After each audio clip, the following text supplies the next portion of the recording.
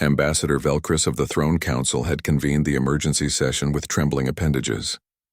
The holographic chamber buzzed with concerned, chittering, melodic hums and bioluminescent flashes as representatives from 47 species materialized around the circular platform.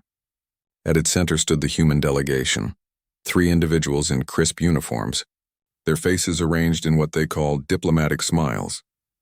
"This council," Velcris announced, his translator rendering his anxiety into standard galactic, "has received disturbing reports about humanity's recent activities in the contested fringe."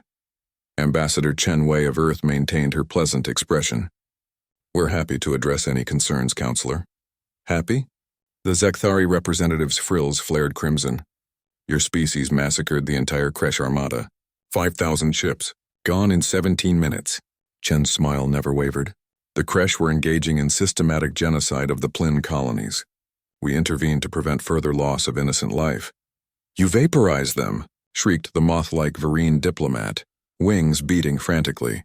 "We neutralized a hostile force engaged in war crimes," Chen corrected gently. "According to Galactic Convention Article 7, subsection, we know the law." Velcris interrupted, his usual composure cracking.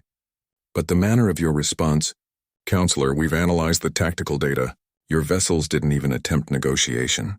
You simply appeared, calculated firing solutions, and executed every single Kresh ship with such precision that our military analysts initially thought it was a computer simulation." The human military attaché, Commander Sarah Rodriguez, leaned forward. "Would you prefer we'd been less precise? More collateral damage?"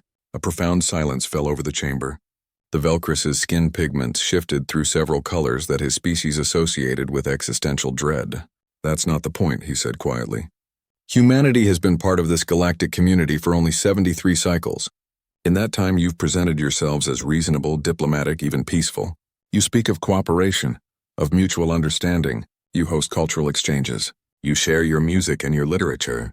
You've made us laugh with your entertainment and cry at your poetry." "Yes," Chen agreed, her tone warm. "We value all of those things deeply." "Then explain," the Zekthari demanded, "how the same species that writes sonnets about flowers can calculate the extinction of 5,000 ships in the time it takes most of us to process fear." Chen exchanged glances with her colleagues. Some unspoken communication passed between them, and then she nodded as if reaching a decision. "May I tell you about humanity's evolutionary history?" she asked. Velcris gestured assent, his appendages curled in apprehension. "On Earth, humanity evolved as persistence hunters," Chen began, her voice taking on a lecturer's cadence. "We weren't the strongest. We weren't the fastest. But we could track prey for days, weeks even, until it collapsed from exhaustion. We learned to coordinate, to plan, to predict behavior. Our ancestors would wound an animal and follow its blood trail across vast distances, never letting it rest, never letting it recover." Several delegates shifted uncomfortably in their environmental pods. "But we were also prey," Rodriguez added. "Humanity spent millennia being hunted by things with bigger teeth, stronger muscles, better natural weapons. So we learned to fight dirty. We learned to use tools, to set traps, to turn our environment into a weapon. We learned that if something wanted to kill us, we needed to kill it first, faster, and so thoroughly that nothing else would dare try." "You're describing monsters," whispered the Vereen representative. "No," Chen said softly. "We're describing survivors. Every human child learns about the food chain.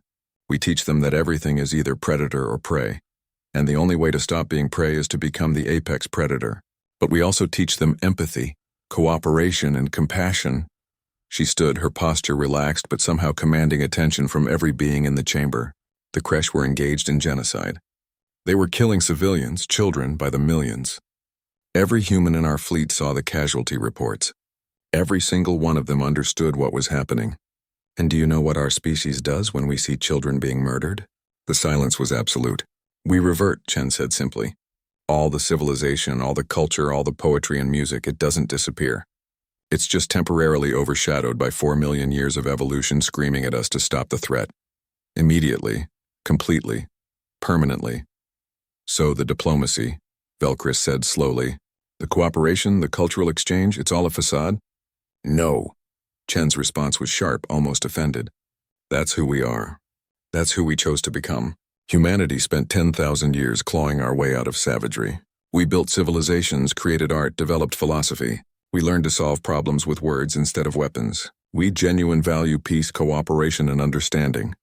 She paused, her eyes meeting Velcris's optical sensors directly. But we never forgot how to be what we were.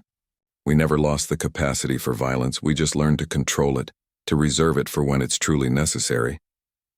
The creche made it necessary. Rodriguez pulled up a holographic display. Every human warship has protocols.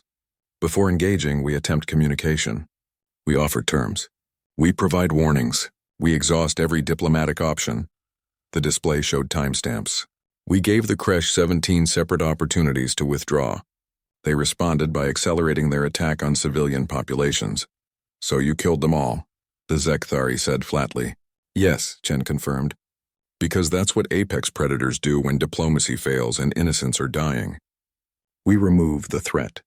Quickly, efficiently, and completely. Velcris was silent for a long moment. When he spoke, his voice carried a new quality. Something that might have been respect mixed with terror. What you're saying is that humanity's capacity for violence isn't despite your civilization. It's underneath it. Always there. Always ready. Exactly, Chen said. We're diplomats because we choose to be. We're peacemakers because we decided that's better than the alternative. But we're still human. We're still the species that hunted megafauna to extinction with pointed sticks. We're still the apex predators who climbed to the top of our food chain and then felt bad about it. So we created nature preserves. She smiled then, and several delegates flinched at the expression. All those flat, forward-facing teeth designed for tearing meat. The galaxy doesn't need to fear humanity, Chen concluded. As long as you don't make us choose between diplomacy and defending the innocent. Because given that choice, we'll pick violence every single time, and 4 million years of evolution has made us terrifyingly good at it. The council session ended without formal resolution, but from that day forward, the galactic community approached humanity with a new understanding. They still valued human culture, still enjoyed human friendship, still sought human cooperation. They just made very, very sure never to threaten human allies, because the galaxy had finally learned what Earth had known for millennia. The most dangerous predator is the one that has learned to smile.